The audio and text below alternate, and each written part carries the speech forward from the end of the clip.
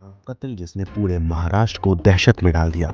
एक पति, एक पत्नी और एक खौफनाक साजिश, जिसका अंजाम इतना खौफनाक था कि सुनकर रूह कांप उठे।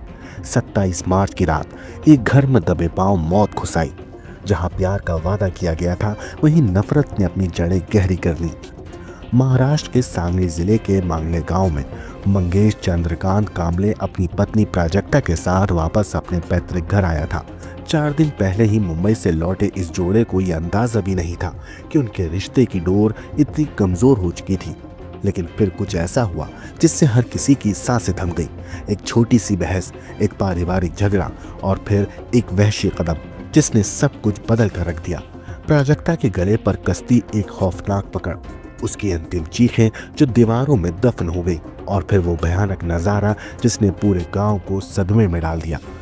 मंगेश ने अपनी पत्नी की हत्या के बाद उसकी लाश को टुकड़ों में काटा, उन्हें एक इलेक्ट्रॉनिक पंप बॉक्स में ठूस दिया और फिर जैसे कुछ हुआ ही ना हो अपने भाई को बुलाने के लिए फोन किया।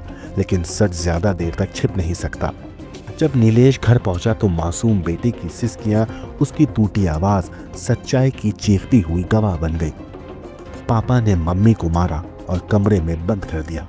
बच्चे के इन शब्दों ने सब कुछ बदल कर रख दिया। दरवाजा खुला और जो दिखा वो रूह कपा देने वाला था। एक बॉक्स के अंदर कैद एक लाश जो अब खुलने वाला था। गांव वालों में सनसनी फैल गई। मंगेश कांबले के चेहरे पर कोई पछतावा नहीं था और फिर उसने खुद चलकर पुलिस थाने में सरेंडर कर दिया। लेकिन सवाल ये है, क्या ये सिर्फ एक झगड़े का नतीजा था या फिर इसके पीछे कोई और गहरा राज छिपा था? महाराष्ट्र के सांगली जिले के मांगले गांव में उस रात सन्नाटे की अजीब ही हवस थी। हवा में एक अजीब सा बोझ था, जैसे कुछ बुरा होने वाला हो।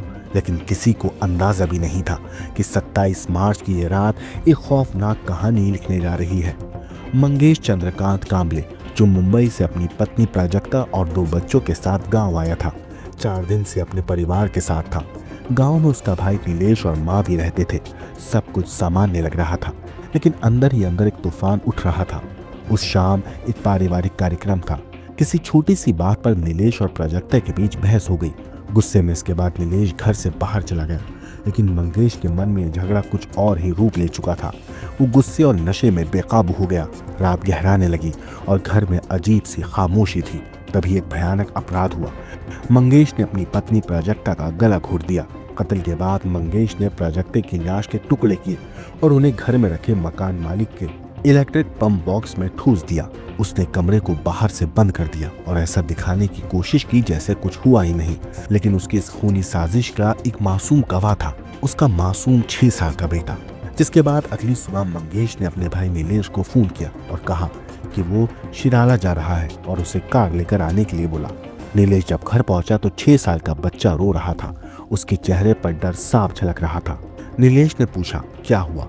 तब नीलेश ने घुटनों के बल बैठकर उससे दोबारा पूछा, पापा और मम्मी का झगड़ा हुआ था?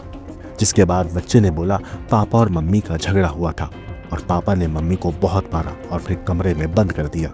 बच्चे ने सिसकते हुए बताया। जिसके बाद नीलेश का दिल तेजी से धड़कने लगा।